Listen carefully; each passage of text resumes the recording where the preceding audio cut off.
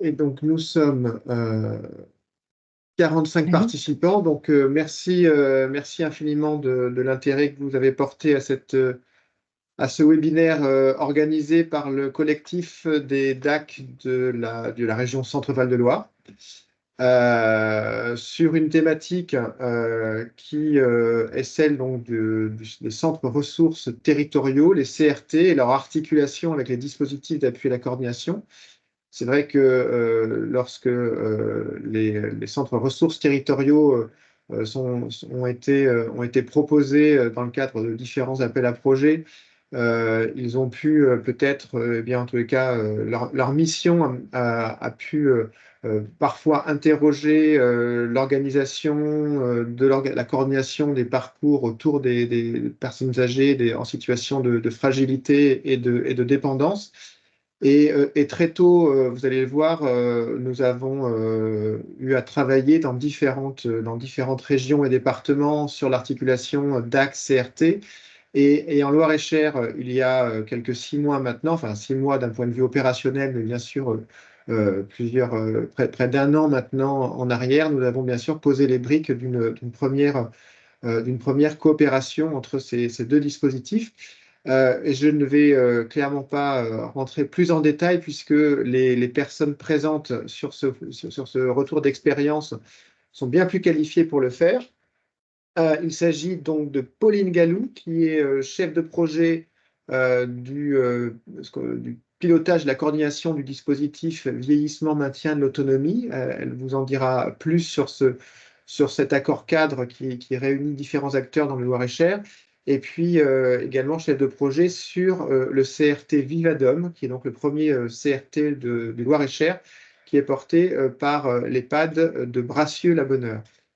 Également deux professionnels de santé, Madame Florence Debout, infirmière coordinatrice au sein de ce CRT Vivadom, donc pour l'EHPAD de Bracieux-la-Bonheur, et puis son homologue au sein du dispositif d'appui à la coordination santé escale Loire-et-Cher, Madame Brigitte Loup, et qui vont pouvoir bien vous aborder ces sujets-là d'un point de vue, bien sûr, pilotage projet et organisation au travers Madame Gallou, et puis, bien sûr, opérationnel d'un point de vue paramédical avec Madame Debout et Madame Leu.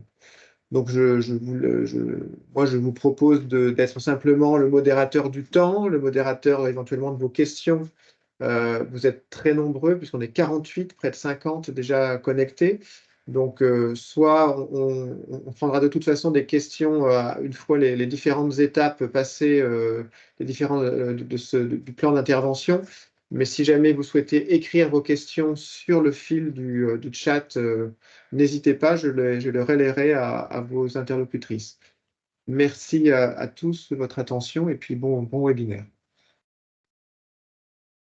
Bonjour à tous. Alors, on va vous partager, on a préparé un support pour... hop, vous allez, Monsieur Adam, vous allez me dire si on voit bien le support.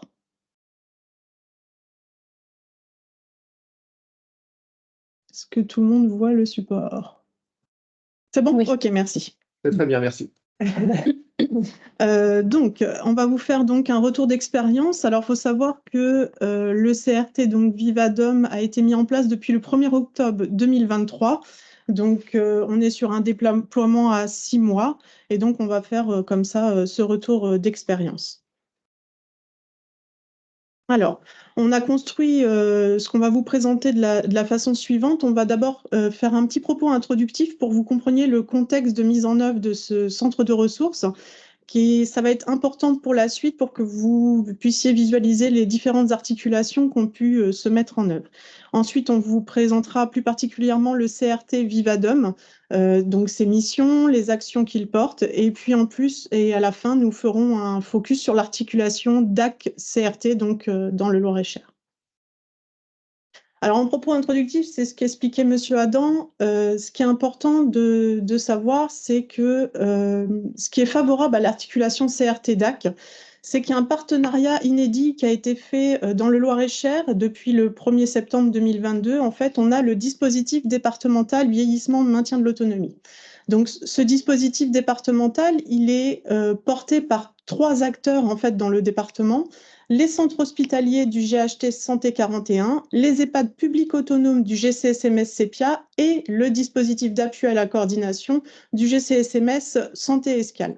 Donc, ce dispositif, on en a tenu compte en fait dans la réponse à l'appel à projet du CRT et aussi pour la création des différentes actions. Je vais développer par la suite.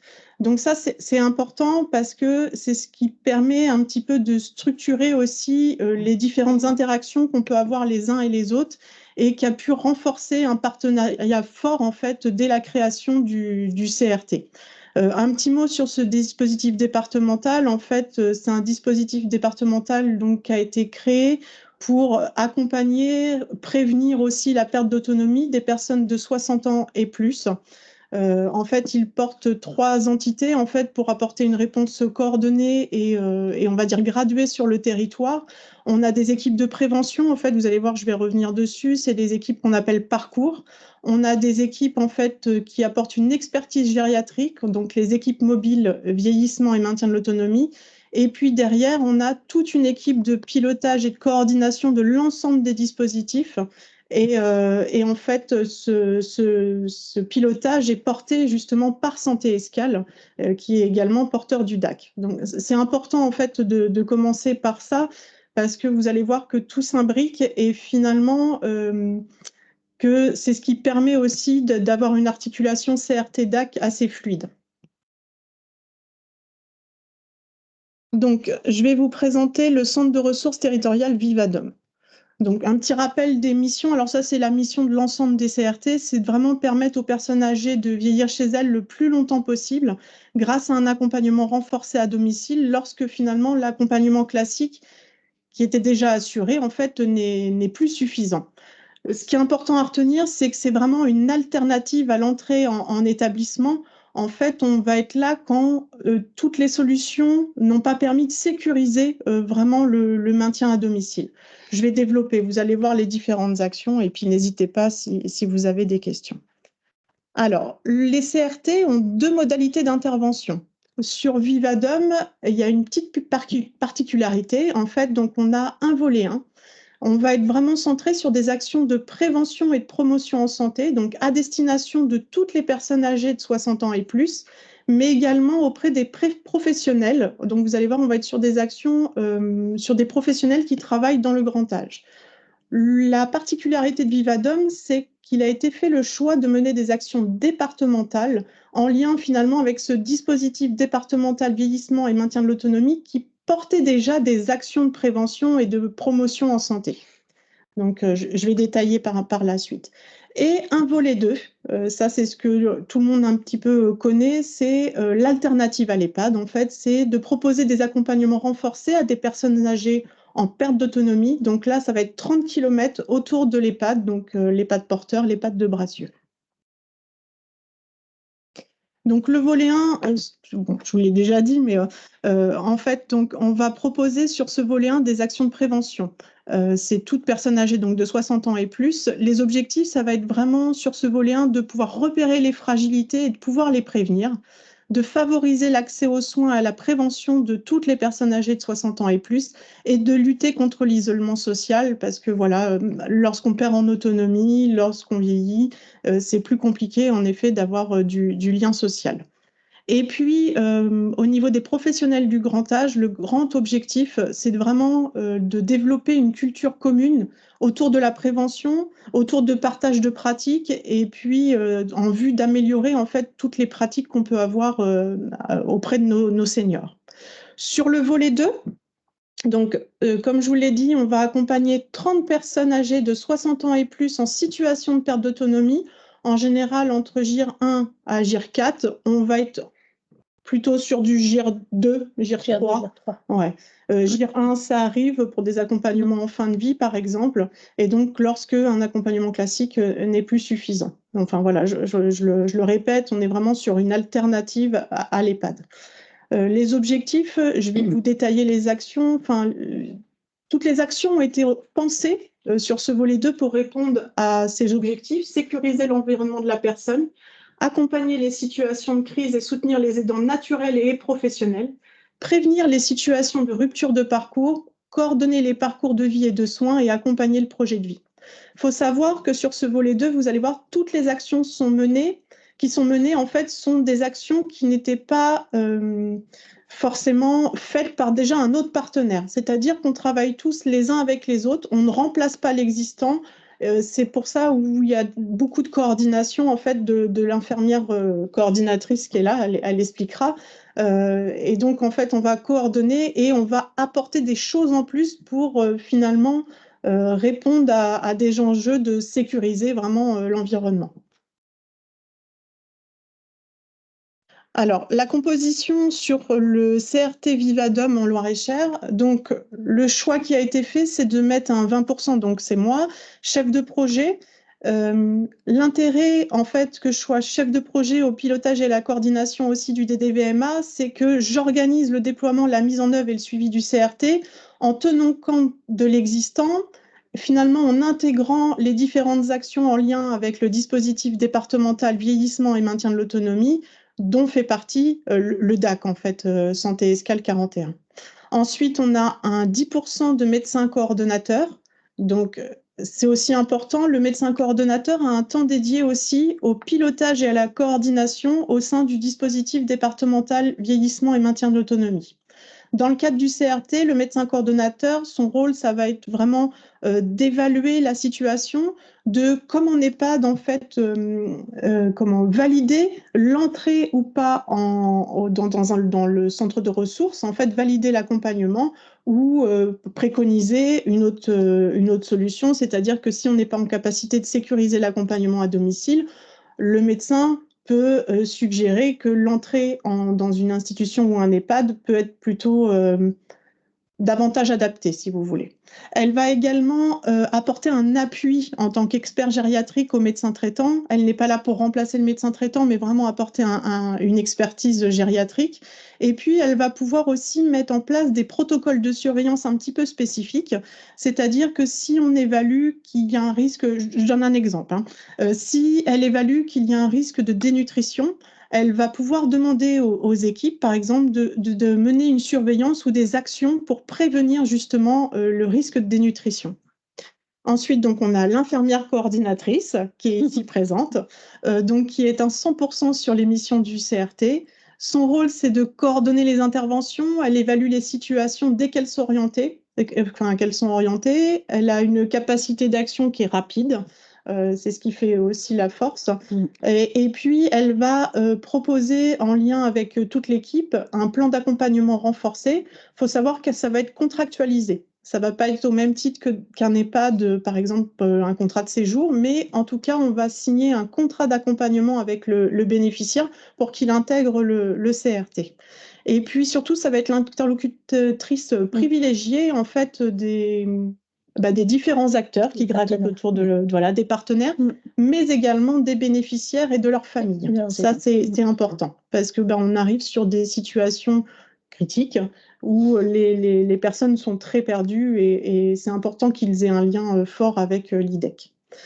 On a fait le choix aussi d'avoir 3 assistantes de soins en gérontologie. Donc, elles ont un rôle de surveillance, de maintien des capacités.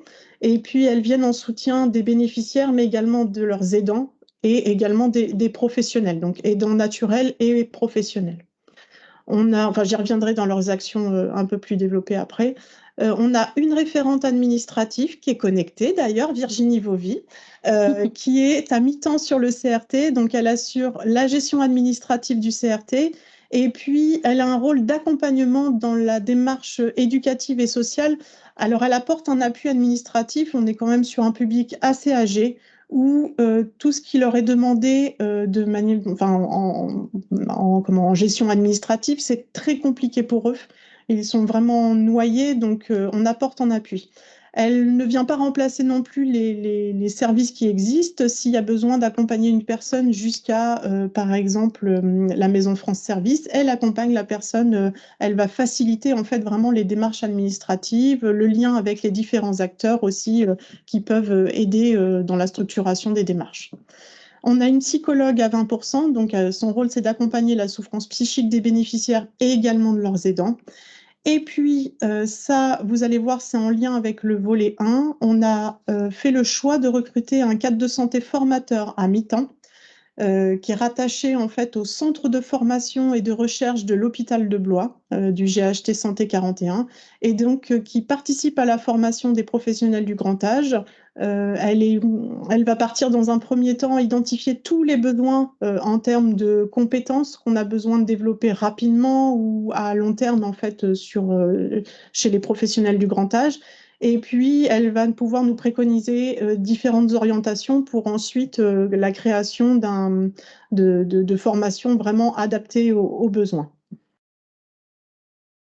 J'espère que je suis claire. Alors, je vais détailler davantage le volet 1 pour que les actions soient peut-être plus parlantes. Donc, en termes de prévention, sur le volet 1, donc, ce que je vous avais dit, c'est que les actions qui sont menées en lien avec le dispositif départemental vieillissement et maintien de l'autonomie, il faut savoir qu'en fait, une partie du territoire, on a déjà, depuis quelques années, développé ce qu'on appelle les dispositifs parcours. Ces dispositifs parcours, en fait, ils accompagnent déjà le grand âge et mettent en œuvre en fait des actions collectives et individuelles de prévention. Donc, ces différents dispositifs que vous voyez sont portés par des EHPAD du territoire et en fait, tout le monde travaille ensemble. On porte un peu le même dispositif. Donc, ils répondent tout à fait aux objectifs en fait du CRT. Donc, en fait, dans la réponse du CRT Vivadom, on s'appuie sur cet existant pour justement faire de la prévention. L'EHPAD de Bracieux, qui porte le CRT Vivadom, porte également donc le dispositif Parcours Préserva, c'est la petite zone que vous voyez en rouge.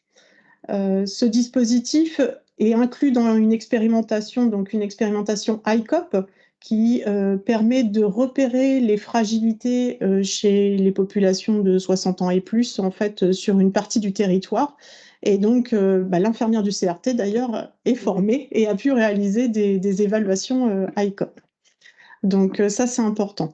Donc, en fait, tout ce qui est repérage des fragilités, favoriser l'accès aux soins et à la prévention et lutter contre l'isolement, il y a vraiment une grande démarche qui est déjà mise en œuvre par les EHPAD. Donc, en fait, le CRT sur ce volet 1 s'appuie sur cet existant.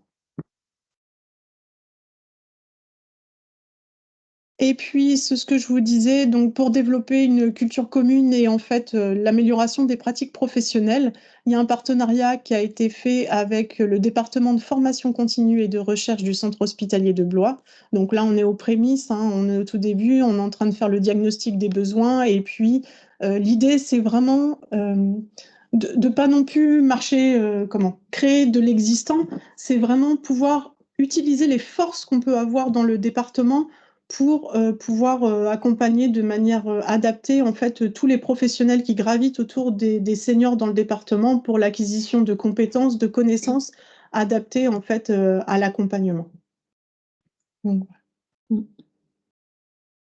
Alors, la force de ce volet 1, comme je vous l'ai dit, c'est qu'il y a un pilotage qui est mutualisé en fait au sein du DDVMA, c'est-à-dire que tous les acteurs travaillent déjà ensemble. Et donc, forcément, ça permet vraiment de favoriser l'articulation d'accès RT. Il faut savoir aussi que les dispositifs parcours étaient déjà habitués à travailler avec le DAC. Et donc, le partenariat était déjà fort avant la mise en œuvre des CRT dans le travail, en fait, lorsqu'il y avait des demandes d'appui.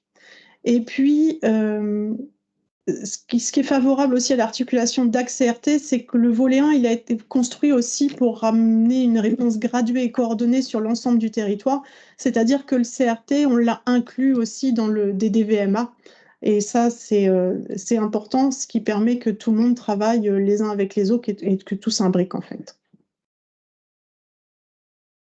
Alors, le volet 2, l'accompagnement renforcé à domicile. Donc ça, Pauline, je vous pardon. arrêterai. Peut-être qu'il y a une première vague sur ce volet 1 et la première partie de la présentation, donc à la fois on va dire l'accord cadre qui unit les acteurs du département et puis la première mission du CRT volet 1. Est-ce qu'il y a déjà une première série de questions ou de réflexions?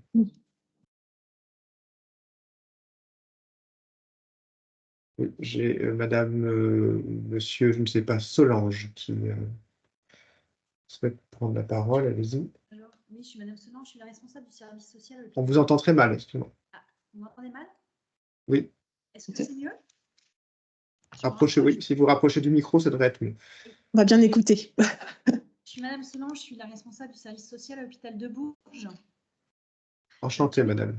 J'avais une question par rapport au choix des professionnels de votre CRT. A Oui, priori, vous n'avez pas de travailleurs sociaux, type assistante sociale ou conseillère. Si j'ai bien compris, vous avez plutôt fait le choix d'une personne qui est plutôt dans l'accompagnement du patient, enfin de l'usager et sa famille, et vraiment de travailler avec le droit commun. oui, c'est ça. En fait, l'idée du CRT, c'est de ne pas remplacer l'existant. On avait déjà par exemple, on travaille beaucoup avec le département, c'est-à-dire que lorsqu'il y a besoin d'agir sur le plan d'aide, en fait, on avait déjà des ressources en fait sur le territoire qui pouvaient. Donc, on s'appuie en fait sur l'existant et sur ce qui existe déjà. On a des assistantes sociales de secteur, enfin, on a déjà en fait des professionnels qui étaient déjà de ce champ-là.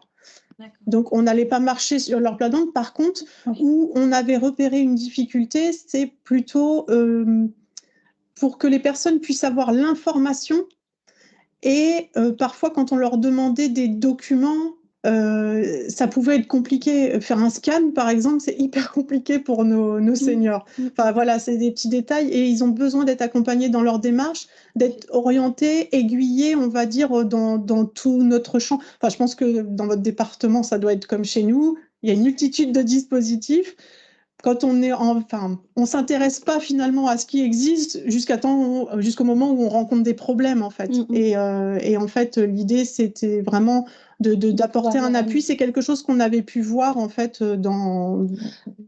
Vas-y, tu veux compléter? En fait, quand le CRT arrive, généralement dans une situation, c'est quand il y a une rupture de parcours, c'est quand vraiment la situation devient un peu catastrophique. Donc, notre équipe permet simplement de mettre en place les choses au début, de vraiment être là, les premiers temps, on est en soutien avec eux, on est vraiment dans le renfort. Et en fait, après, ça nous permet une fois que la situation est un petit peu moins catastrophique, de pouvoir orienter vers les partenaires qui sont, qui sont vraiment adaptés, justement. En fait, donc c'est pour ça que notre référente administrative va venir directement dans la situation, commencer un peu à déblayer, si je peux dire à déblayer, et puis après, donc nous on oriente. Et donc mon rôle de coordination, c'est justement de faire la coordination avec les partenaires. Tout à fait. Non, après, la démarche est intéressante parce que le Cher est un département qui est plutôt rural. Le premier CRT actuellement est plutôt sur la commune de Bourges. Donc, il y a moins cette problématique de déplacement. Mais c'est vrai que donc, vous, votre CRT couvre tout le département? Alors là, sur ce que je vous parle, la référente administrative, elle travaille principalement sur le volet 2, donc sur tout ce qui est accompagnement renforcé. D'accord. Okay. Sur le volet 1, il y a pas. Enfin voilà. Voilà, on ne va pas accompagner nos personnes. Enfin, on va être vraiment sur de la prévention et de l'accompagnement du grand âge. D'accord. En tout cas, c'est intéressant parce que nous, au quotidien, on voit bien que quelquefois, souvent même, on est bloqué justement par rapport à cette question de documents administratifs. Ah bah oui. Que les familles ou les usagers, quelquefois, ne sont pas en mesure de pouvoir donner. Alors, soit parce qu'ils ne les ont pas, soit parce qu'ils ne savent pas où les récupérer. Et c'est vrai que pour plein de démarches, souvent, ça bloque. Complètement. La mise en place de certaines Exactement. Voilà. Ben, en fait, tout le choix des professionnels, vous allez voir, on va détailler après sur le volet 2, là. En fait, il y a un diagnostic, c'est-à-dire qu'on a rencontré, quand on a écrit le projet, tous les partenaires et on a évalué ce qui pouvait manquer ou les difficultés qui étaient rencontrées actuellement chez des seniors et finalement qui pouvaient mettre en péril, on va dire, le maintien à domicile. Voilà, c'est ça. Je vous remercie. Je vous en prie. Voilà, bien distinguer sans doute les interventions volet 1, volet 2. Volet 2, on va rentrer, vous allez l'expliquer là, donc on est davantage sur quelque chose de, voilà, on est sur l'accompagnement individuel et la partie volet 1 est beaucoup plus populationnelle et peut se donner des latitudes beaucoup plus, on va dire, départementales. C'est le cas sur la formation, c'est le cas sur le fait d'être ressource pour les professionnels également. Est-ce qu'il y a d'autres questions sur cette cadre territorial et la mission volet 1. Je ne vois pas de main qui se lève. Écoutez, donc on va rentrer dans le détail, on va peut-être toucher les angles plus saillants sur la complémentarité DAC-CRT. Exactement. Alors, le volet 2, donc c'est l'accompagnement renforcé à domicile de 30 personnes âgées donc en perte d'autonomie. C'est l'alternative à l'EHPAD, comme je vous ai expliqué. Donc, vous allez voir avec 4 grands objectifs, 4 types d'actions qui sont menées pour répondre à ces objectifs. Un des premiers objectifs, c'est sécuriser l'environnement. En fait, à domicile, ce qui peut être contraignant, c'est de ne pas avoir une personne 24 heures sur 24, 7 jours sur 7, qui peut sécuriser en fait ce qui se passe à domicile. Le choix qui a été fait, c'est qu'on ne pouvait pas avoir les moyens humains pour le faire, c'est d'utiliser en fait l'intelligence artificielle, donc je vais détailler, c'est-à-dire qu'on va s'appuyer, donc vous voyez, sur de la téléassistance et de l'actimétrie. Donc, sur tout ce qui est téléassistance, on va être sur un détecteur classique de chute lourde, soit par collier, soit par bracelet. Et en complément, ce qui va être intéressant, c'est qu'on va mettre des capteurs. Alors, pas chez tout le monde, ça dépend vraiment du diagnostic qu'on fait de la situation. S'il y a un aidant qui est en capacité de remplacer, en fait, c'est une intelligence artificielle, bien évidemment, on ne va pas mettre ces capteurs. Les capteurs, ils vont être mis dans les différentes pièces, donc dans 3 pièces, et puis sur les ouvertures de portes. En fait, pendant 30 jours, les capteurs vont apprendre les habitudes de vie de la personne et ça va pouvoir générer ensuite des alertes. Il y a aussi des alertes qui sont préprogrammées. Je vais vous donner un exemple. Un capteur qui est dans la cuisine. Si, par exemple, on sait que la personne a des troubles cognitifs et tout d'un coup, il va y avoir une alerte en se disant « c'est bizarre, hein, la dame n'a pas été dans sa cuisine depuis, par exemple, 6 heures, alors que normalement, elle aurait dû y aller pour manger ». On peut supposer qu'elle a oublié, par exemple, de manger ou qu'il y a une problématique en lien avec l'alimentation. Enfin, voilà, je vous donne un exemple. Et tout de suite, l'équipe du CRT, en fait, de sa permanence 7 jours sur 7, va pouvoir intervenir en journée.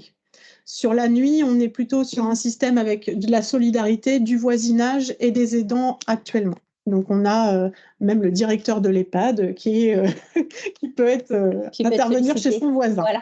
Voilà. Mais, pour la nuit, par exemple, ça nous permet aussi de voir le sommeil de la personne, parce que c'est vrai qu'on peut faire des évaluations sur la journée, mais la nuit, généralement, il n'y a pas on ne peut pas venir voir ce qui s'y passe. Donc, avec télégraphique, avec l'actimétrie, ça nous permet de surveiller un peu le sommeil, de voir s'il y a besoin d'une thérapeutique ou de faire un changement dans leurs habitudes de vie pour le sommeil. Donc, voilà. Donc, ça, c'est ce qu'on a mis en place depuis à peu près le mois de janvier-février. Donc, on peut surveiller en fait les différents mouvements, les habitudes de vie. C'est assez intéressant, même pour mettre en place nos actions. Voilà, pour évaluer pourquoi la personne à telle heure, elle est moins réactive, par exemple, pour une activité. Mais voilà, des fois, on voit que en fait, c'est une période où c'est sa période de repos ou des choses comme ça. C'est vraiment des capteurs qui ne se voient pas, qui sont vraiment discrets et les bénéficiaires l'oublient la plupart du temps. Et par contre, ça nous donne quand même beaucoup d'informations sur leurs habitudes de vie. Donc voilà, et la famille a aussi la possibilité de pouvoir le voir aussi sur leur portable. Ils ont un logiciel qui doivent une application, pas un logiciel, une application. Et donc du coup, ça permet aussi de se dire, tiens, est-ce qu'elle est bien, par exemple, est-ce que maman est bien dans son salon aujourd'hui parce que je sais pas, la fille a essayé d'appeler, elle n'a pas réussi à l'avoir. Elle peut se dire, non, en fait, elle est dans son salon, c'est que tout va bien. Donc voilà. Donc ça permet de rassurer les aidants qui sont fatigués, qui sont épuisés de venir sans arrêt pour surveiller. En fait, là, ça apaise un peu les choses. Alors, c'est pas intrusif, on ne voit pas ce que fait la personne. Non, pas du tout. On voit juste qu'il y a du mouvement, dans quelle pièce elle est, dans quel environnement. Sinon, on ne va pas voir en détail ce que la personne fait. On a possibilité aussi de mettre un capteur sous matelas. En fait, ça, c'est parce que l'actimétrie, en fait, les différents capteurs de mouvement vont nous permettre de repérer qu'elle est dans la chambre, mais pas si elle s'est bien allongée dans son lit ou pas. Un des gros leviers aussi pour sécuriser l'environnement, c'est que si, malheureusement, le logement n'est pas adapté, il est compliqué de maintenir quelqu'un chez lui. Donc, on voit aussi si le logement est adapté ou non. Si le logement n'est pas adapté, on va faire appel à un ergothérapeute Donc là, il y a l'équipe mobile vieillissement et maintien de l'autonomie qui peut intervenir. Actuellement, sur celle du centre, elle ne peut pas encore intervenir sur le CRT, mais c'est envisagé. On a également, si les personnes ont une reconnaissance MDPH, on peut faire appel aux ergothérapeutes du Loir-et-Cher. Et puis, la Mutualité française a également un ergothérapeute et peut faire des évaluations à domicile. Actuellement, on n'a pas eu besoin de solliciter des ergothérapeutes. On a eu des petites installations à mettre, mais des barres d'appui, Ouais, des c'était choses comme ça. simple. Si on devait avoir une grosse adaptation du logement, en fait, là aussi, on a la référente administrative qui peut vraiment accompagner les démarches, orienter, voilà, vers, pour ces démarches qui peuvent être assez chronophages et qui peuvent angoisser nos bénéficiaires et leurs aidants. Ouais. Ensuite, on a un deuxième gros objectif, c'est la gestion des situations de crise et de soutien aux aidants. Donc ça on l'avait vu avec les dispositifs parcours, c'est-à-dire que le week-end, c'est compliqué, les aidants sont souvent seuls face à leur situation et on se rendait compte que leur angoisse se majorait et c'était de plus en plus compliqué à gérer les situations. Donc on a fait le choix de mettre des assistantes de soins en gérontologie, ASG, 7 jours sur 7, c'est-à-dire qu'il y a possibilité d'une intervention devant la moindre difficulté d'une assistante de soins en gérontologie. Elles vont venir vraiment en conseil, elles vont venir en tant que médiateurs dans certaines situations avec les aidants. On est d'accord, hein, c'est un peu ça. Et puis, on a un partenariat aussi avec les chambres relais du secteur. Donc, on en a 3 là, qui sont rattachés au centre de ressources. C'est-à-dire que lorsqu'un aidant va être défaillant, on va avoir la possibilité, en fait, de préparer l'entrée du bénéficiaire dans cette chambre relais. L'idée, c'est de pouvoir revoir si le retour à domicile a besoin de compléments pour être sécurisé, ou s'il faut penser à un futur autre hébergement. Ces chambres relais, elles peuvent accueillir donc sur 30 jours maximum avec un reste à charge de 20 €. Et puis, ça, c'était une demande des médecins traitants. Donc, on l'a mis, c'est-à-dire qu'en post-hospitalisation, on a certaines situations qui nécessitent un accompagnement vraiment très rapproché, où justement, on ne sait pas si la sécurité à domicile va être bien assurée. Et donc, quand c'est comme ça, on sollicite le CRT. On travaille beaucoup avec le service social aussi de l'hôpital. Et donc, voilà. Et puis, un gros manque qu'on avait, donc ça, c'est quand on a fait le diagnostic, c'est-à-dire que, alors je ne sais pas si tout le territoire au sud, en fait, du département, que vous voyez en zone grise, il n'y avait pas de plateforme de répit. Et c'était un besoin qui était ressenti, en tout cas pour pas mal de situations. Donc, on a fait le choix, en fait, de mettre des actions collectives au sein des EHPAD, qui sont accompagnés par les assistantes de soins en gérontologie pour justement favoriser le répit en fait des aidants.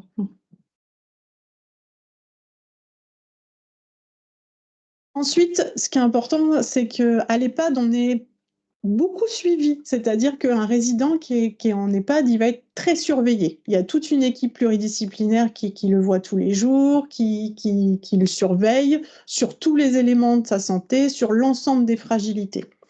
Pour quelqu'un à domicile, ça nécessite une coordination.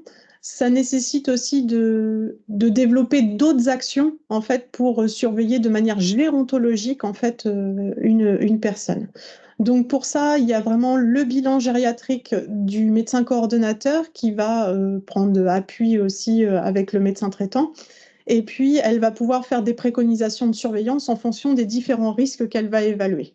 De là, en fait, l'IDEC va formaliser vraiment un plan d'accompagnement personnalisé renforcé et puis faire des évaluations régulières auprès des bénéficiaires et des aidants. On va donc mettre en place une surveillance de l'état de santé, pas pour tout, c'est-à-dire qu'on ne vient pas, enfin, comme je le disais tout à l'heure, on ne vient pas en remplacement des professionnels qui existent déjà. Il y a des infirmières libérales, il y a des SAD, des STIAD, enfin, on a différents professionnels qui interviennent déjà. On va vraiment compléter avec une vue gérontologique. Donc ça, c'est important, enfin, voilà. On va aussi apporter un soutien psychologique et de réhabilitation, donc avec la psychologue. Ça, c'est important. On est sur des situations quand même très fragiles. avec des personnes en fait qui peuvent être à un tournant de leur vie. Et donc, le soutien psychologique est vraiment primordial. Ouais, primordial. Hein, l'écoute, on voit toute l'équipe en fait Ouais. apporte une écoute active très importante. Ce qui est important aussi, c'est de pouvoir tous travailler ensemble, donc pour développer la coordination. Donc, c'est Florence Debout qui est avec moi, qui vraiment coordonne tout autour de la situation. Donc, elle utilise d'ailleurs l'outil e-parcours Sphère. Et puis donc, comme ça, elle va pouvoir faire le lien avec les différents acteurs, aussi donner les informations sur ce que le CRT fait. Et puis voilà. Et puis quelque chose, ça, on ne l'a pas encore mis en place, mais on s'était dit, et on va le faire. C'est-à-dire que devant la moindre chute, on mettra tout de suite en place de la rééducation post-chute pour éviter en fait les syndromes. Des syndromes post-chute en fait, hein, et tout de suite reprendre de la marche et puis maintenir le plus possible les capacités des personnes.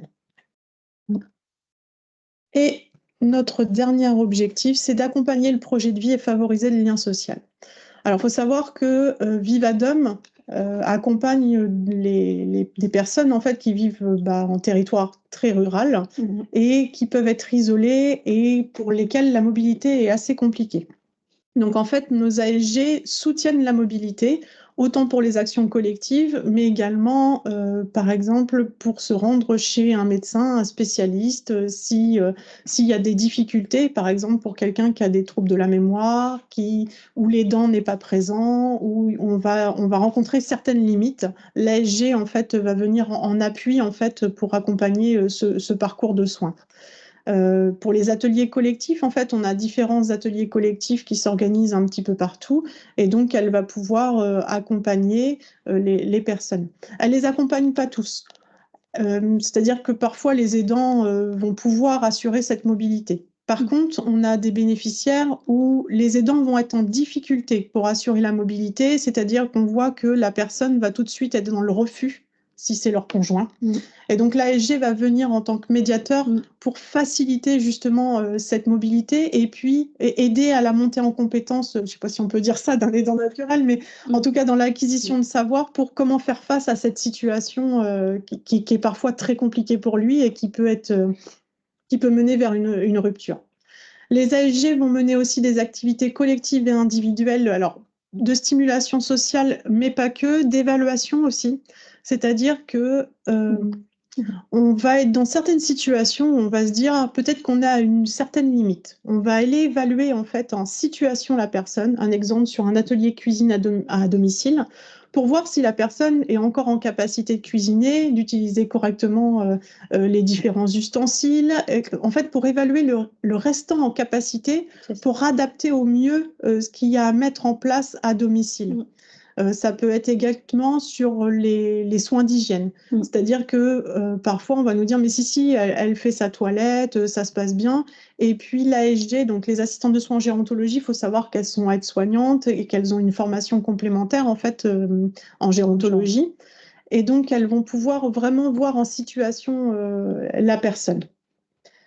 Donc, le soutien administratif et numérique par l'assistante administrative, voilà, ça vous l'avez compris, ça c'était une action phare qu'on voulait mener. Et puis est en cours de développement l'idée d'apporter des services numériques et d'appui à certains bénéficiaires qui peuvent être en fracture numérique. L'idée, c'est de leur mettre à disposition une ardoise adaptée. Une tablette senior adaptée qui s'appelle Ardoise avec différents services.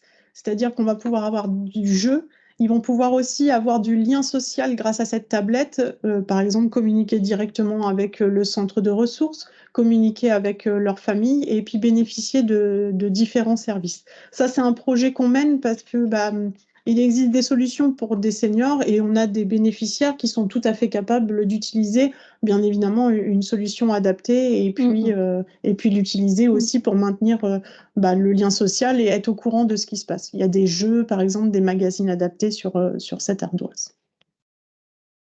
Donc voilà. Sur ce volet 2, ce qui va être favorable à l'articulation DAC-CRT, donc toujours pareil, hein, on est sur un pilotage mutualisé au sein du DDVMA, et ça c'est important parce que c'est facile en fait de se parler en tant qu'acteur puisqu'on travaille sur des projets communs.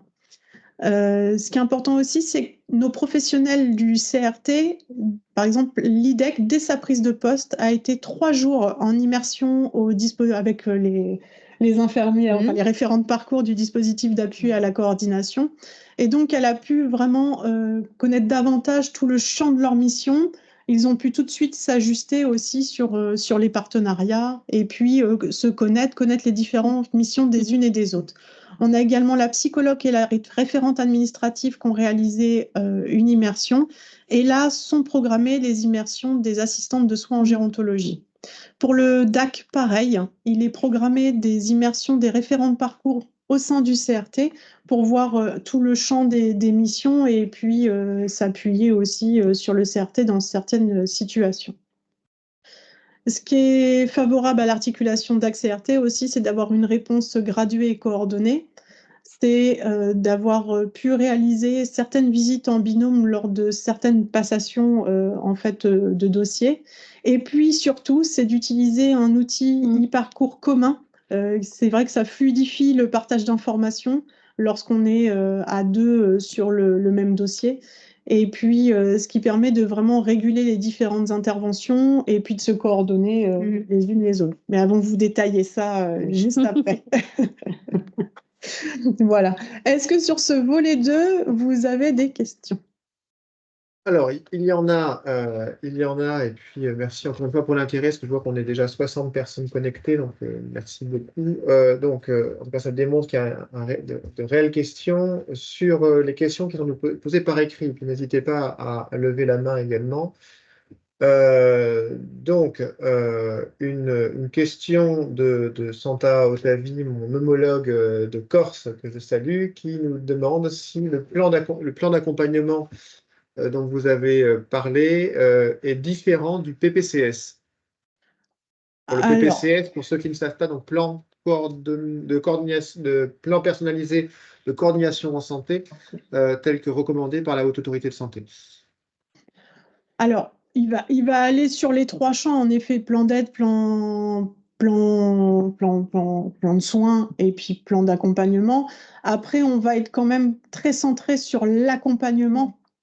Mais oui, après, il y a certaines actions qu'on ne va pas forcément être au courant, on va relayer de l'information. Et moi, tu me dis si oui.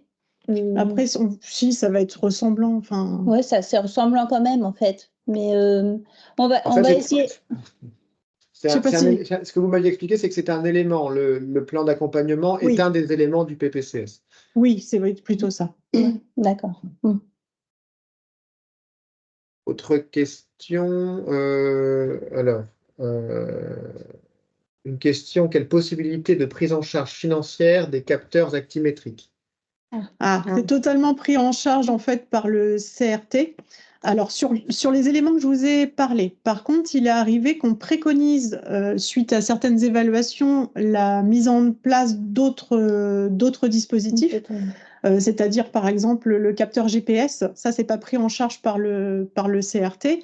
Et souvent, les personnes, en fait, donc ça va être à leur charge quand c'est comme ça. Ça sera à leur charge. Voilà. Ouais. Il y a plusieurs... Télégraphique propose plusieurs dispositifs en plus, mais qui seront donc à leur charge. Donc après, on leur propose, en fait, dans notre plan d'accompagnement, on préconise ce genre de dispositif, et puis après, c'est eux qui voient si va être pris en charge actuellement ou pas. Voilà, va être pris en charge actuellement par le CRT, donc suivant les besoins, hein, c'est pareil. La téléassistance, si elle n'est pas mise en place, et l'actimétrie, donc les capteurs de pièces, en fait, d'environnement, et le capteur sous matelas. Après, ils disposent, par exemple, Télégraphique dispose d'autres outils, des verres connectés pour vérifier, en fait, des ouvertures de frigo, des chemins lumineux. On va avoir différents éléments. La boîte à clés, des choses comme ça. Enfin, voilà. Mais ça, la boîte à clés. Pardon. Il y a un élément sur Aladdin. Je crois qu'Aladdin, c'est un dispositif de repérage des chutes, je crois, qui est utilisé parfois en EHPAD. Est-ce que la détection des chutes est possible également? Non, pas avec l'actimétrie. On va être. Alors, sauf si la personne, on va dire, est inactive. En fait, au bout d'un moment, l'actimétrie va dire c'est bizarre, la personne est inactive depuis 6 heures. Hein. Donc, ça va générer une alerte. Parce que c'est vrai que le capteur de chute lourde va être limité. Si la personne glisse, on sait très bien que ça ne va pas le détecter. Par contre, l'actimétrie va pouvoir nous dire qu'il n'y a pas de déplacement de la personne et que ce n'est pas dans ses habitudes, en fait. C'est ça. Donc, tous ces outils-là, ça nous démontre bien une chose, c'est qu'on est vraiment sur une alternative à l'EHPAD, que c'est des personnes qui pourraient être très clairement prises en charge en séjour institutionnalisé, mais qui sont à domicile grâce au CRT. Donc, ça dit des choses aussi ça nous dit quel est ce public-là, mais néanmoins, une question posée, c'est sur l'identification de ces 30 personnes que vous prenez en charge dans le CRT. Comment ça se passe? Alors, on va avoir différents modes d'orientation. Je ne sais pas si ça répond à la question. On va être sur des personnes, donc il y en a qui sont orientées par exemple par le dispositif d'appui à la coordination. Ça va être des personnes qui sont, enfin, Brigitte, c'est dommage, on anticipe. On va faire des exemples. Sinon, je vais parler juste des modes d'orientation. Alors, on a par exemple le Santé Escale qui nous oriente, donc le DAC. On va avoir les services sociaux du CHB. On va avoir de nombreux médecins traitants. Oui. On va avoir aussi les dispositifs parcours, en fait, qui étaient déjà, on va dire, les dispositifs parcours accompagnent, ils participent à des ateliers de prévention. Souvent, ils sont aussi accompagnés par le DAC, c'est-à-dire qu'il va y avoir une demande d'appui qui va être faite au DAC dans certaines situations ressenties comme complexes. Et puis, de temps en temps, on va se dire, en fait, ça mériterait, je ne sais pas si on peut dire ça, une entrée en institution, mais la personne va être dans le refus. Et on va se dire, pourquoi pas le CRT si la personne est d'accord? Parce qu'il faut signer le contrat d'accompagnement. C'est pareil, la personne peut être dans le refus et dans ces cas-là, on restera sur une coordination avec le dispositif d'appui à la coordination. Mais on va donner des exemples tout à l'heure. Oui, voilà. Ouais. Je ne sais pas si ça répond à la question. Ça va être plus parlant, les Il y a exemples. une vraie différence, que nos collègues soient vraiment conscients de ça. Il y a une vraie différence entre je suis accompagné par le DAC et là, finalement, on sait très bien que c'est le régime de voilà, j'ai été informé que le DAC va m'aider dans mes difficultés et va coordonner autour de moi. Et le CRT, où il y a un réel contrat comme on n'est pas d'un contrat de séjour, et là, c'est un contrat d'accompagnement C'est ça. voilà, qui engage la responsabilité de l'EHPAD directement. Ce qui oblige la surveillance 7 jours sur 7 et 24 heures sur 24. Autre question sur la problématique des transports, la prise en charge. Donc, vous avez tout à l'heure détaillé qu'il y avait des possibilités de transport. Qui les prend en charge? Le CRT. Oui. Et alors, on est d'accord que sur les transports, on va être vraiment sur le volet 2. Donc, c'est pour les 30 bénéficiaires justement de l'alternative à l'EHPAD. Et donc, c'est pris en charge par le CRT. On a 2 petits véhicules et puis on utilise aussi le camion en fait mis à disposition de l'EHPAD, le bus adapté pour les fauteuils. Est-ce qu'il y a d'autres questions qui n'ont pas été écrites? Alors, Santa, Otavi, je vous laisse poursuivre vos questionnements. Non, moi, je creuse cette question des transports, justement. Donc, c'est vous, en fait, qui faites les transports avec le personnel du CRT, du coup. C'est ça. Souvent, c'est accompagné par les ASG. Après, quand les personnes peuvent être véhiculées par leurs aidants, on ne remplace pas les aidants naturels qui existent déjà. Il y a des aidants qui sont très impliqués dans la situation, soit de leurs parents, soit de leurs conjoints. On va venir vraiment en appui quand c'est comme ça, dans la situation, mais on ne va pas remplacer en fait les personnes dans le transport, quoi. Ok. Je pose juste le sujet, Philippe, parce que c'est un vrai sujet global, que ce soit pour les DAC ou pour les CRT, c'est le sujet assurantiel des transports pour les équipes, qui est aujourd'hui assez flou quand même. Tout à fait. Après, l'EHPAD l'idée, c'est que le CRT le fait au même titre qu'un EHPAD le ferait pour un de ses résidents, pour l'accompagner, par exemple, pour du loisir. Tout à fait. Ou l'accompagner pour une consultation spécialisée. La relation contractuelle qui existe entre le CRT et le bénéficiaire du CRT, elle est sans doute très différente de la relation contractuelle qui existe entre le DAC et le bénéficiaire du DAC. on est très clairement, ce sont des bénéficiaires CRT qui sont comme s'ils étaient des personnes en résidence dans un EHPAD. Ils sont sur leur lieu de vie qui est leur domicile, mais néanmoins, ils peuvent, voilà, ils sont sur une responsabilité collective de l'EHPAD. Et peut-être avant d'aborder des cas concrets, quand tu as posé la question du PPCS, on aurait pu aussi répondre comme ça, puisque dans le volet 1 que Pauline Gallou a décrit tout à l'heure, on a vu les actions de formation, et c'est une des missions du CRT que de s'engager sur ces missions-là.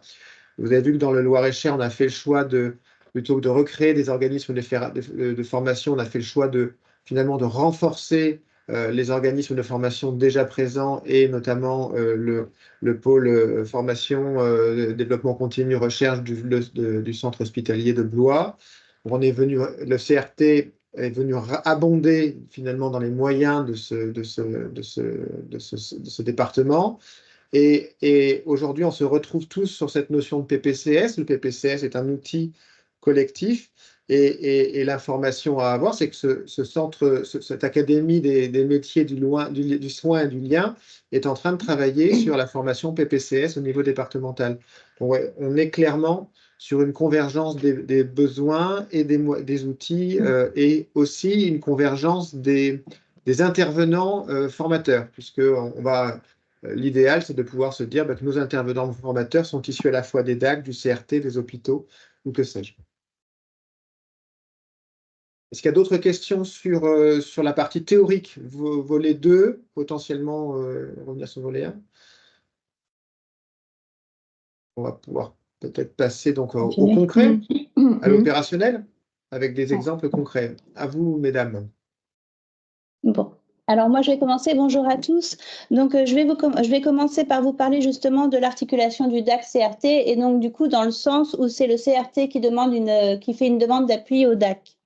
Donc, pour vous aider à mieux comprendre notre complémentarité, je vais vous citer quelques exemples de situations qu'on a pu rencontrer depuis le début du CRT. Donc, comme vous pouvez le voir, donc en premier, on a rencontré donc une situation où j'ai eu besoin d'une expertise dans la coordination. Donc, pour vous donner un peu la situation, c'était une dame qui est âgée de 89 ans, qui a une maladie d'Alzheimer à un stade sévère, vraiment à un stade sévère, qui vivait avec son petit-fils. Et en fait, l'environnement familial a été vraiment très compliqué, dans le sens où son petit-fils ne supportait plus du tout les troubles du comportement de sa grand-mère. Donc, on y a été plusieurs fois voir un peu la situation et il y a eu même des moments où on l'a trouvé vraiment très agressive. On s'est posé la question d'une maltraitance au niveau du foyer. Donc, du coup, ce petit-fils avait l'habilitation familiale. Il a fallu moi, je me suis dit, mais comment on peut faire pour justement démêler un peu cette situation où vraiment c'était compliqué, étant donné qu'il avait quand même cette habilitation familiale et qu'il nous disait qu'il avait tout pouvoir sur sa grand-mère. Du coup, j'ai dû faire une demande au DAC pour avoir des conseils. Finalement, en fait, il s'est avéré qu'on en a discuté un petit peu. C'était avec toi, Brigitte? Non, même pas. On en a discuté un petit peu avec une collègue du DAC. Et puis finalement, en fait, on s'est dit, non, là, on ne peut pas laisser cette dame dans cette situation. Donc, on a pu trouver une chambre relais et elle est partie donc en chambre relais. Et après, elle a eu une place très rapidement à l'EHPAD de Bracieux où elle a pu, du coup, arriver, être accompagnée dans l'EHPAD pour un hébergement définitif. Donc, on n'a pas eu besoin d'aller plus loin, mais là, dans ce contexte-là, je me suis dit qu'il y avait que le DAC pour m'aider justement à demander une mesure, à savoir comment faire une aggravation de mesures de protection.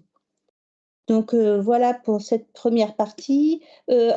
Après, on a été aussi face à, enfin, on s'est posé la question d'un refus d'un usager. Alors, on n'a pas eu vraiment de situation où on a pu travailler ensemble par rapport à ça, mais il y a eu d'autres situations qui n'ont pas eu, enfin, on en a discuté ensemble, où quand un usager refuse un accompagnement CRT et que la situation est fragile et compliquée, qu'est-ce qu'on fait? Dans ces cas-là, en fait, nous, on refait une demande, enfin, on fait une demande d'appui au DAC pour pouvoir être épaulé. Pour le moment, cette situation ne s'est pas produite. On n'a encore aucune orientation qui a refusé un accompagnement CRT. Mais voilà, on s'est dit un jour, mais mince, si un jour ça arrive, qu'est-ce qu'on fait? Donc, dans ce cadre-là, on fera appel au DAC. Pareil pour les congés, donc mes congés à moi, surtout les congés d'été, où là pendant peut-être 3 semaines, du coup, si une situation est orientée et une situation assez dramatique, du coup, qui peut gérer pendant 3 semaines? On s'est posé la question tous ensemble et on s'est dit que ça pouvait être justement le DAC qui intervienne à ce moment-là. Donc, au moins pour faire de la coordination, pour mettre en place les aides appropriées, et puis en attendant le retour pour que le CRT puisse venir dans l'accompagnement.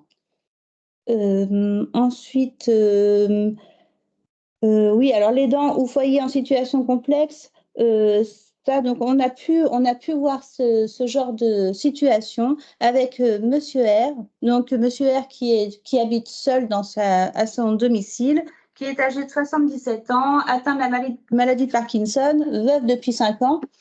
Tout allait bien jusqu'à il y a quelques mois. Vraiment, à part le portage des repas, il n'avait besoin de personne pour effectuer les gestes de la vie quotidienne. Il était seul, isolé dans sa maison, mais vraiment, il y arrivait sans problème. Et jusqu'au moment où sa maladie s'est aggravée. Et là, en fait, nous, donc, on est intervenu par la DMR qui a fait appel à nous. Donc, on est intervenu dans cette situation où on a vu que, oui, effectivement, il avait des gros problèmes, des gros troubles de la marche, des troubles, pour faire ses soins d'hygiène, pour faire en fait tout ce qu'il y avait à faire dans la maison. Et surtout le gros problème, c'était les papiers où en fait, il était complètement noyé dans tout ce qui était courrier administratif, au point qu'il ne pouvait même plus payer ses factures. Enfin, je pense on a pensé que les troubles cognitifs qui s'aggravaient étaient aussi le problème. Donc, du coup, on a fait une demande d'appui au DAC pour pouvoir avoir des conseils sur une sauvegarde de justice, sur une mesure de protection. Donc, voilà, c'est en cours pour l'instant. On est en train justement de mettre ça en place, voir si comment moi je peux être aidée par le DAC. Ensuite, j'ai vu d'autres. Il y avait une autre situation. Si jamais parmi l'assistance, il y a d'autres, là c'est ce qu'on a pu identifier, ce que les collègues ont pu identifier en termes d'articulation CRT vers DAC. C'est ça, vous parlez du DAC vers le CRT. S'il y a parmi l'assistance d'autres exemples, ça peut très bien venir enrichir le débat, n'hésitez pas, parce que c'est pas parce qu'on n'a pas vu toutes les cas de figure possibles que ça peut pas s'envisager. En tout cas, c'est une base, et je vous remercie, mesdames, parce que c'est une base, en tous les cas, qui est relativement évidente sur l'article, sur la liaison CRT vers DAC. On va pouvoir poursuivre. Avec. Donc, bonjour à toutes et à tous. Donc, je vais vous parler de... Une petite question. Attendez. Oui. Allez-y. Bonjour, Joanne Gunem, directrice du DAC à Puy-Santé Martinique. Donc, j'avais une question. Quand vous avez justement dépassé le quota des 30 patients, comment ça se passe? Vous faites appel au DAC pour prendre le relais sur ces patients qui ne peuvent pas accompagner? Oui, alors pour l'instant, ça ne s'est pas encore produit parce que comme le CRT est tout nouveau, on n'a pas encore tout à fait nos 30 bénéficiaires.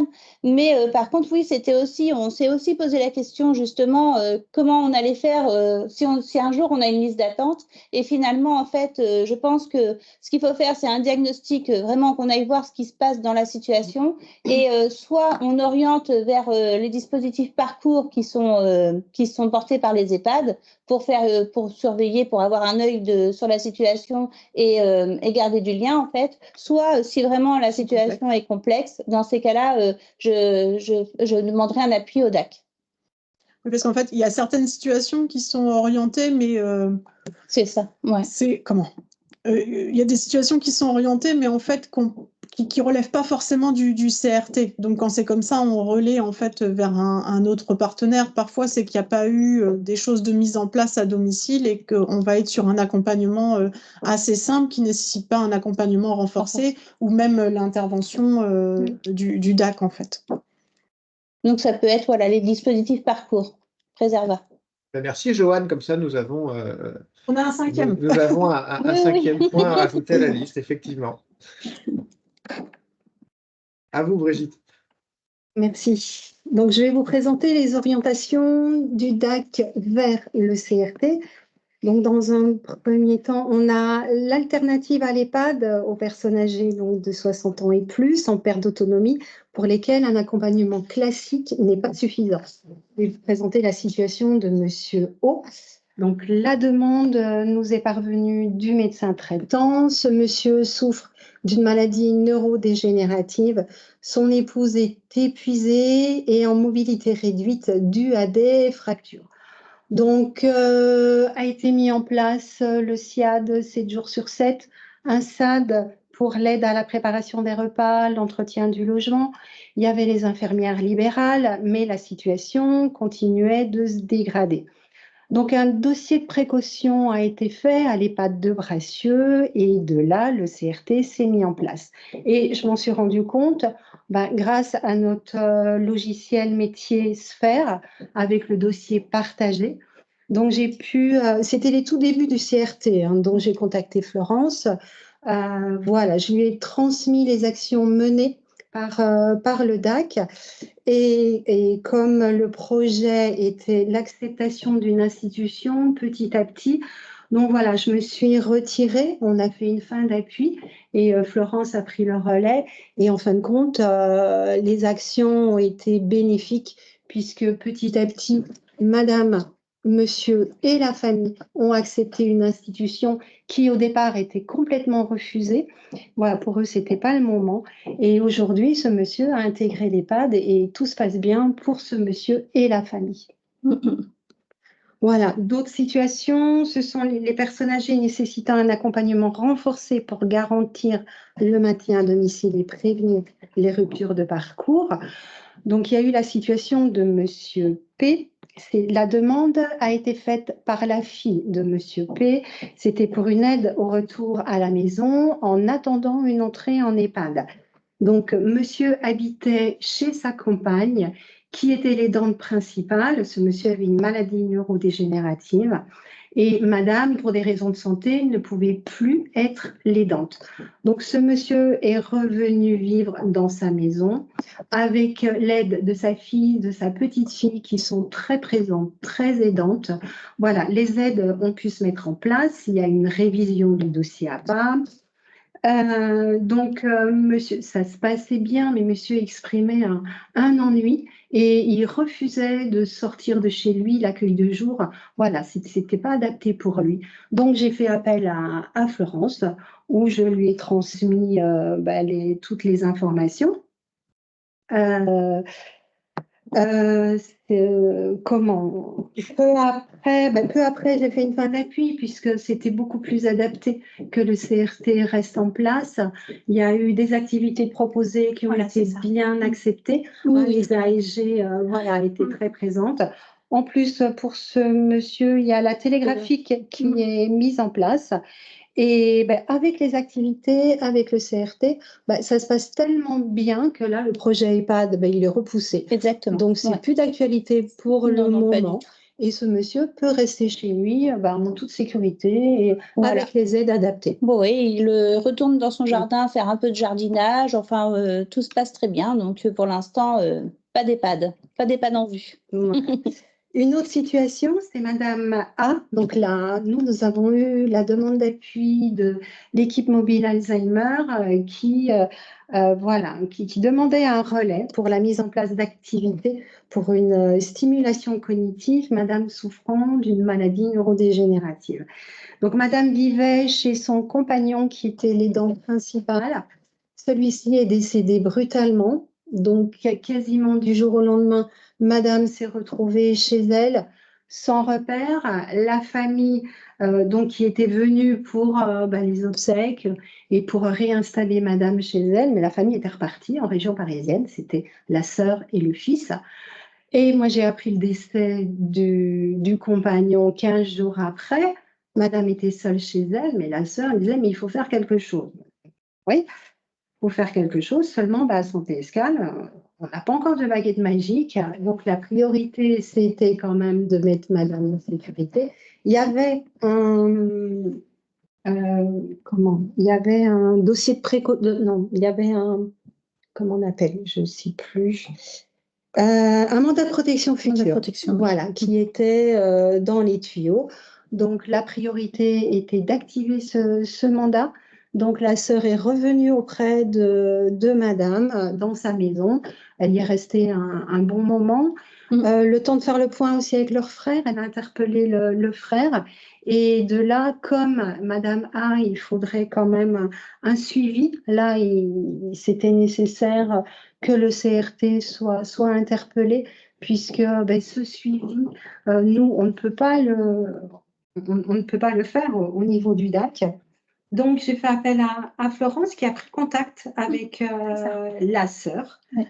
Donc, et puis tu as eu un retour, tu as eu des nouvelles? Oui, j'ai des nouvelles. Donc, pour l'instant, elle est en train d'essayer de nous faire accepter auprès de sa sœur, du coup, qui est un peu, réticente à notre accompagnement, mais qui y réfléchit. Donc, comme c'est tout frais, tout ça, ça va se mettre en place dans les prochains jours. Voilà. Après, j'avais réinterpellé l'équipe mobile Alzheimer. J'avais rediscuté avec l'infirmière coordinatrice, puisqu'ils étaient à la base dans cette situation et de toute façon, ils ne refusaient pas de revenir. Donc, comme ça peut être un levier, le fait que Madame avait bien accepté leurs interventions. Il y a peut-être moyen d'interagir aussi avec Emma, avec l'équipe mobile Alzheimer. Oui, voilà. Dans ces cas-là, on peut prévoir une réunion tous ensemble avec l'usager et puis justement pouvoir un peu faire comprendre nos missions et pouvoir travailler ensemble et pouvoir leur proposer quelque chose d'adapté. Voilà. Voilà. Là, c'est une situation où, du coup, c'est un va-et-vient entre le CRT et le dispositif d'appui à la coordination. On a déjà une question sur la première série. Je laisse parler la personne qui a levé la main, je n'ai pas vu son nom. Voilà, c'est Madame Solange, de Bourges. Oui, c'est à nouveau Madame Solange. J'avais une question par rapport à l'outil e-parcours Sphère que vous utilisez. Oui. Vous êtes actuellement les seuls DAC et CRT à l'utiliser ou vous avez d'autres partenaires qui peuvent échanger sur cet outil? Nous, parcours. Oui, mais on a aussi des partenaires médecins, infirmières libérales. Voilà, il y a quelques professionnels de santé qui l'utilisent et on partage les informations avec les fiches partagées. D'accord. Et comment ce choix de partenaire s'est fait? Vous êtes basé sur quoi pour donner les accès à ce type d'outils? Alors, c'est l'outil régional. Hein. Oui. C'est l'outil régional, Madame Solange. Vous savez, c'est l'outil régional e-parcours qui est promu par l'ARS Centre-Val de Loire et le GRAD. En tout cas, DAC, CRT, la question de l'outil, je pense que la vraie question aujourd'hui, c'est de se dire, est-ce que le CRT doit utiliser l'outil parcours comme le DAC utilise l'outil parcours?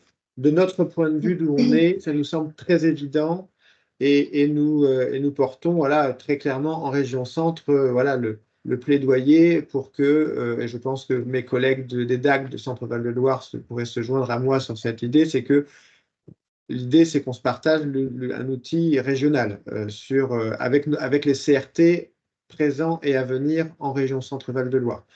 Après, sur les autres partenaires, il y a tout un travail qui doit être fait. Et puis, on sait que notre outil e-parcours régional doit également évoluer très prochainement, d'ici la fin de l'année, vers une nouvelle forme qui impliquera, on le souhaite, beaucoup plus de professionnels, notamment libéraux. Donc, en tous les cas, on y travaille. Le sujet n'est pas simple, mais on y travaille. D'accord, je vous remercie. Une autre main.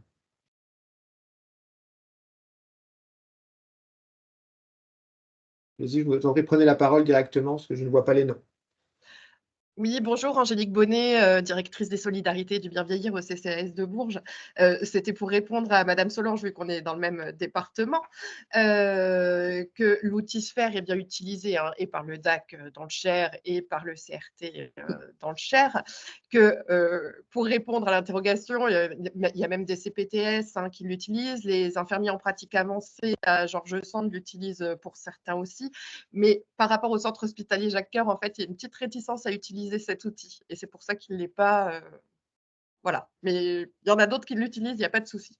Mais il va évoluer. Il ne faut pas qu'on s'inquiète. Au niveau de la région centre, il ne faut vraiment pas qu'on s'inquiète. L'outil va évoluer, il va s'améliorer de façon massive d'ici à la fin de l'année. Et il ne fait aucun doute que tout le monde sera satisfait des résultats dès fin 2024, début 2025. Et je me permets d'ajouter que quand même, le centre hospitalier Jacques-Cœur va s'y mettre parce que c'est les infirmières, hein, de l'HAD du centre hospitalier Jacques-Cœur qui vont faire nos astreintes de nuit sur le CRT et qui donc vont être formées très prochainement à l'outil Sphère pour assurer nos astreintes. Merci de ce partage, puisque c'est vraiment, je pense, Pauline Galliou l'a dit, hein, mais c'est vraiment un point de succès pour nous, c'est d'avoir pu partager le même système d'information avec le DAC et le CRT.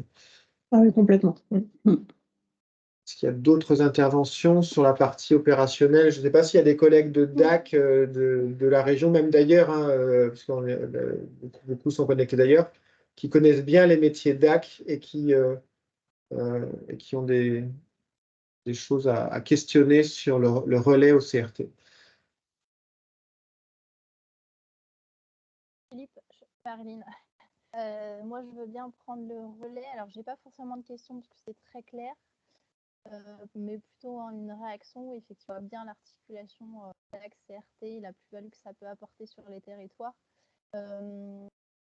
J'aurais bien aimé, mais peut-être à un autre moment, effectivement, de comprendre un peu plus le dispositif innovant que vous avez mis en place sur le 41, parce que je pense que ça pourrait être intéressant pour nous aussi de voir comment on peut sur nos territoires. Donc, peut-être une autre expérimentation à nous présenter en webinaire Kodak.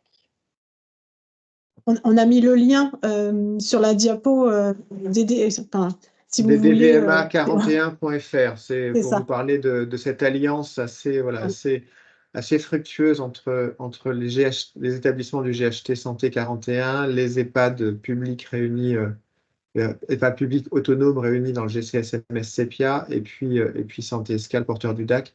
C'est vrai que c'est, en tous les cas, peu importe mais, la façon dont c'est fait, mais peut-être que c'est se dire que ce qui est peut-être un bon préalable, nous semble-t-il, mais chacun modélise et conceptualise comme il veut dans son territoire, c'est qu'il y ait peut-être une forme d'alliance, une fédération d'acteurs autour de la question du grand âge.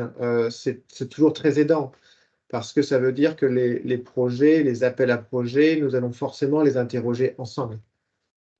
Et là, on voit les futurs appels à projets des CRT qui touchent le Loir-et-Cher. Nous voyons avec quelle intelligence, finalement, eh bien, nous allons les adresser ensemble et soutenir déjà ceux qui prétendent porter les CRT de demain. C'est tout à fait intéressant. Voilà. Avec un volet commun sur l'ensemble des CRT. Enfin. Oui, tout à fait. Profite parce que j'en ai vu plusieurs membres. Voilà, on a créé un groupe APA Agile sur le 28 et plusieurs de ces membres sont présents là. Et voilà, je trouverais intéressant qu'une fois qu'on a passé l'étape APA Agile, on se reconcentre sur voilà, cette expérimentation sur le 41 pour voir ce qu'on pourrait en faire sur le 28. Voilà. J'ai vu qu'il y avait Madame Seigneuret, il y avait Madame Charles, il y avait la DD RS28. Donc voilà, peut-être que c'est une idée pour nous pour la suite après l'APA Agile. Voilà. Question. Les personnes accompagnées par le CRT et le DAC utilisent également le DU. Est-ce que les personnes accompagnées par le CRT utilisent également le DUI, donc le dossier usager informatisé de l'EHPAD? Non. Voilà. Non. Non. Uniquement l'outil Hyparcours. Uniquement, ouais. Voilà, donc tous les liens avec les SAD, les IDEL et médecins traitants sont tracés dans l'outil Hyparcours. Exactement. Bien, s'il n'y a pas d'autres questions, vous allez pouvoir exposer cette. Alors, si je comprends bien, ça, c'est des situations qui concernent, qui maintiennent la présence du DAC et du CRT simultanément, c'est ça? C'est une situation.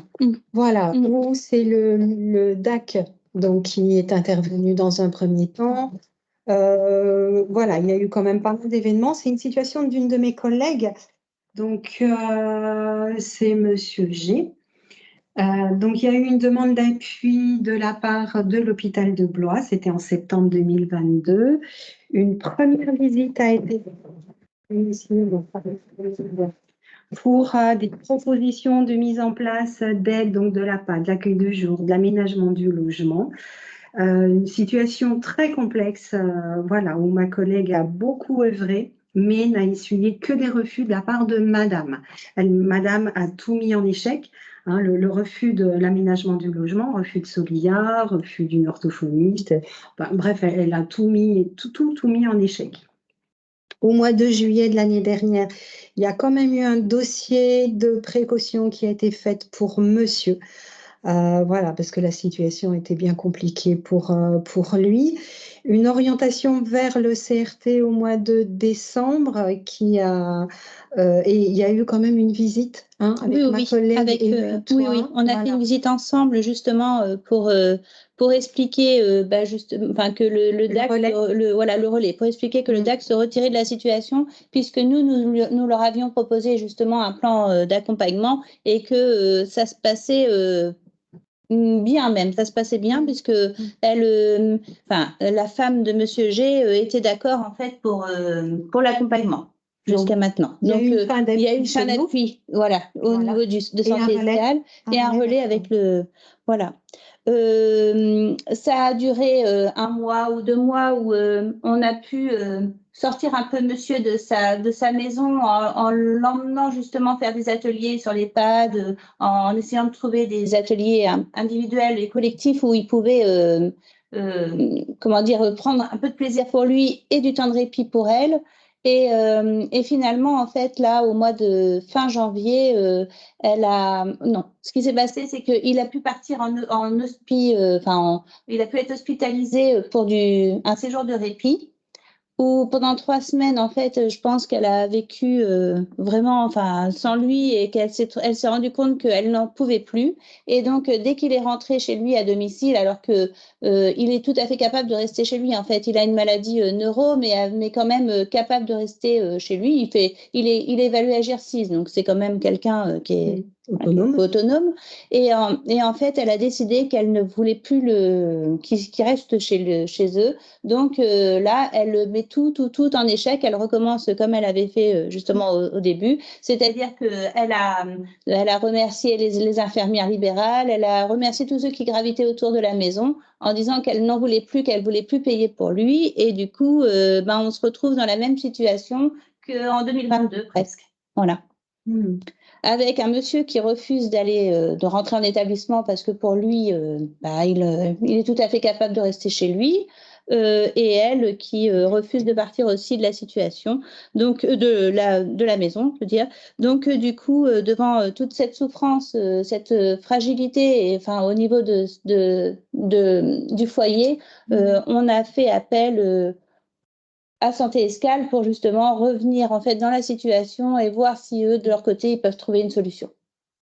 D'accord, donc il y a eu une Voilà. nouvelle demande Donc, il y a une nouvelle demande qui d'appui. est arrivée. Après, il y a toute une situation de maltraitance. C'est Donc, ça. Voilà, donc il va être Ça, oui, voilà, c'est ça. C'est probablement aller vers un signalement. Donc, on va venir en aide pour la rédaction du signalement. du signalement. Bah, ouais. On va au moins essayer de faire quelque chose. En fait, le but, là, l'objectif du CRT, c'est de protéger monsieur, donc soit de l'accompagner vers un autre logement adapté, mais vers un autre logement, ou je ne sais pas ce qu'on pourrait mettre en place, mais vraiment de le protéger au maximum, parce que oui, comment dire, la cohabitation est très, très compliquée et on a un doute sur de la maltraitance. Voilà. Avec une dame qui exprime. Avec une dame qui exprime qu'elle n'en peut plus, qu'elle ne le supporte plus, qu'elle a besoin de débarrasser. Qu'elle a besoin de débarrasser. Ouais. Oui, donc voilà, donc là c'est une situation où en fait on a dû rappeler le DAC pour venir nous épauler. Voilà. Voilà. Très bien. Très, très bien. Madame Bonnet, vous levez toujours la main. Il y a une question?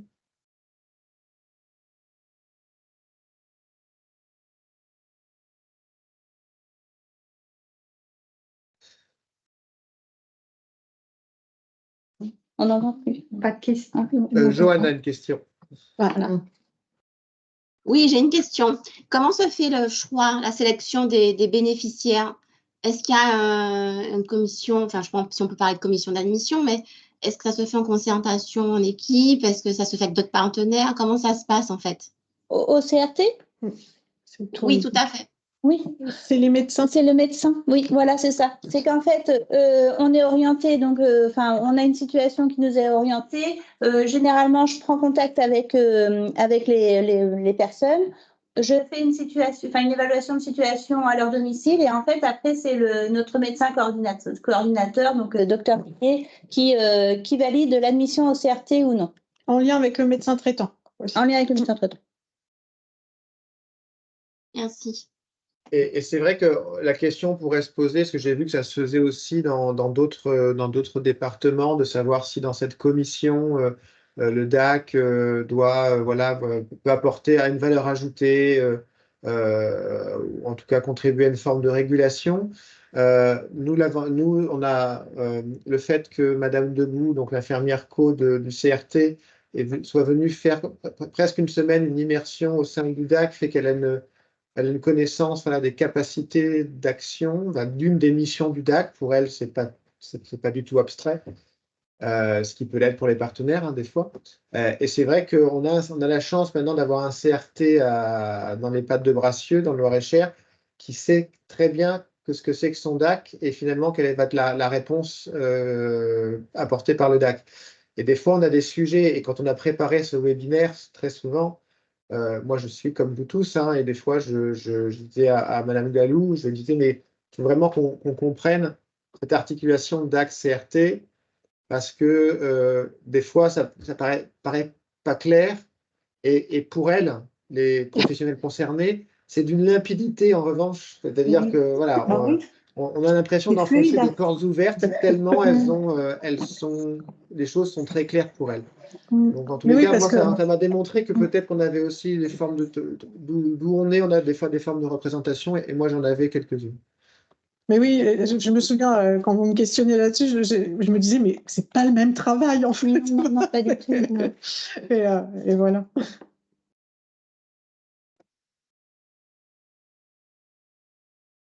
Est-ce qu'il y a d'autres questions sur les derniers points apportés? On est sur la dernière phase, là, si jamais vous aviez Hugues Gon, c'est très intéressant, et merci Hugues que tu sois là, puisque Hugues Gon est le chargé de projet du service public départemental de l'autonomie au conseil départemental du Loir-et-Cher, qui est un département préfigurateur.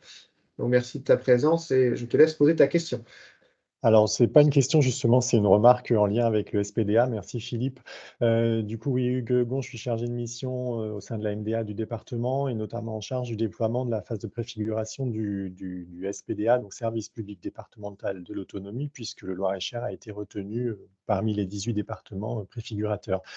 Déjà, je voulais vous remercier pour cette présentation. C'était très intéressant et très éclairant, notamment sur l'articulation DAC-CRT. Je trouve que c'est très, très éclairant. Et moi, du coup, je faisais le lien avec la phase de préfiguration SPDA. Je pense que le CRT sera un maillon important du SPDA, notamment sur le volet PA. Et du coup, je pense qu'il faudra qu'on travaille ensemble, notamment sur les volets, sur les missions 3 et 4 du futur SPDA, qui sont coordination, aller vers, prévention, repérage. Je pense que là, il y aura vraiment un enjeu et une valeur ajoutée du CRT. Ouais. Alors, et puis, autre remarque, pardon. Dès la mise en œuvre, c'est vrai qu'on a fait un travail avec le département. Même nos outils de communication, on les fait valider, on leur demande l'avis. Enfin, voilà, c'est vrai qu'on travaille avec les partenaires de manière complètement rapprochée. Donc, en effet, ça serait dans la logique de continuer dans ce sens. Tout à fait. Et puis juste, je voulais aussi rebondir sur votre échange tout à l'heure sur les différents systèmes d'infos. Dans le cadre de la préfiguration SPDA, la CNSA nous a proposé de faire partie des départements où il va y avoir une étude justement de tous les systèmes d'infos qui sont utilisés. Et donc, on a donné notre accord pour travailler avec eux là-dessus. Et du coup, je pense que ce sera important que vous fassiez remonter, que vous nous fassiez remonter ces infos par rapport au SI pour que ça remonte à la CNSA et que ce soit intégré à cette étude SI. Sachant que cette étude sera vraiment pratico-pratique puisque la CNSA viendra en département pour rencontrer des partenaires. Donc là, on est en train de cibler les partenaires qui seront rencontrés. Donc n'hésitez pas à nous faire remonter si jamais vous avez des choses à partager sur les SI qui sont utilisés. Ok. C'est clair. Merci Hugues. Et puis, il s'agit donc, il faut penser plus loin. Donc, c'est le CRT de Vivadom de l'EHPAD de Bracieux et demain les CRT, les futurs. Puisque l'Agence régionale de santé a confirmé qu'elle souhaitait voir apparaître d'autres CRT. Et donc, en tous les cas, l'avantage aussi, et j'en parlais souvent avec la directrice de la MDA chez nous, c'est que, et on l'a pu le dire à la CNSA lorsqu'elle s'était venue une première fois, c'est-à-dire que le fait d'avoir un accord cadre des DVMA fait que finalement, on ne s'oublie pas quand on monte le SPDA avec vous aujourd'hui. Et à chaque fois, on parle pour le DAC, on parle pour le CRT, on parle également pour les établissements hospitaliers. Et c'est tout à fait agréable. Merci. Il y a d'autres prises de parole? Questions? Réflexions? Oui. Ah, ben, docteur Bellatrèche. Écoute, docteur Bellatrèche, je te laisse te présenter parce que... Mohamed Bellatrèche, je suis gériatre à l'équipe mobile vieillissement et maintien de l'autonomie Nord 41 et j'occupe un mi-temps aussi au sein du dispositif départemental vieillissement et maintien de l'autonomie avec Pauline Galou et avec le docteur Biguet. Je voulais juste faire remonter l'information concernant les équipes mobiles et le SI utilisées. Donc, nous utilisons aussi Sphère. Et donc, le souhait, c'est que Sphère soit aussi, enfin, Sphère et le futur logiciel e-parcours soit aussi utilisé pour les équipes mobiles de gériatrie extra-hospitalière.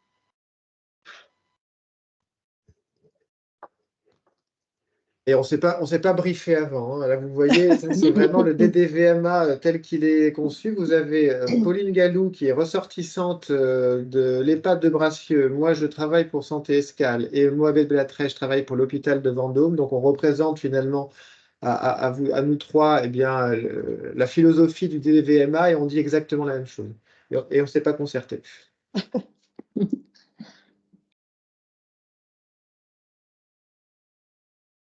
Il y a d'autres prises de parole avant que, voilà, je ne sais pas si aussi, mesdames, en tout cas, on vous remercie beaucoup hein, d'avoir pris le temps de... Ah oui, Santa. Oui, moi je rebondis sur la question qui était posée du coup dans la conversation sur quid du numéro unique. Numéro unique DAC. Ah, j'ai pas vu. Ah oui, pardon, il faut que je relise voilà, il y a une autre question. Alors, un numéro unique, Alors, il n'y a pas de numéro unique. Nous, on oriente très facilement vers le CRT si jamais le DAC était interpellé sur une orientation via le CRT. Et comment ça se passe du côté comment le CRT oriente vers les choses. Après le numéro unique, ça reviendra aussi à poser la question de ce qui sera demain dans le SPDA et Hugues Gon l'a bien dit.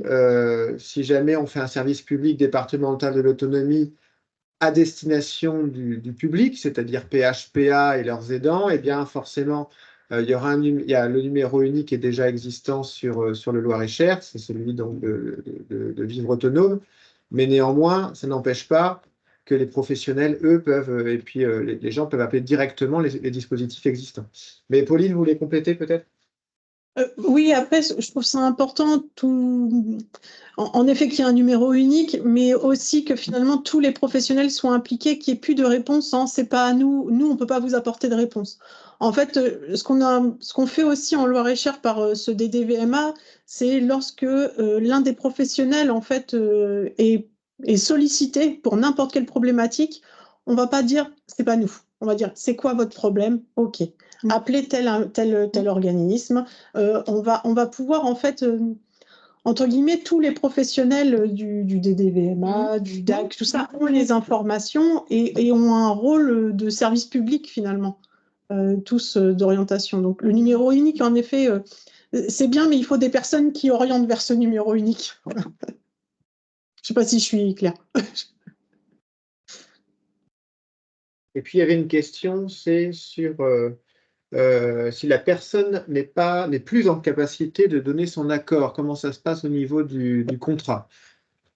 Alors, on va rechercher systématiquement le consentement de la personne et puis après, s'il y a une mise sous protection, en fait, c'est le représentant légal qui va signer les documents. Par contre, on va rechercher le consentement de la personne. Si elle est constamment en opposition, ça va être très compliqué en fait de pouvoir l'accompagner. On va venir en soutien à l'aidant, mais dans ces cas-là, ça va être plutôt le dispositif parcours qui va venir en fait, faire du soutien à l'aidant. Enfin, voilà, on va systématiquement rechercher le consentement, même chez une personne qui a des troubles cognitifs qui n'est pas en capacité.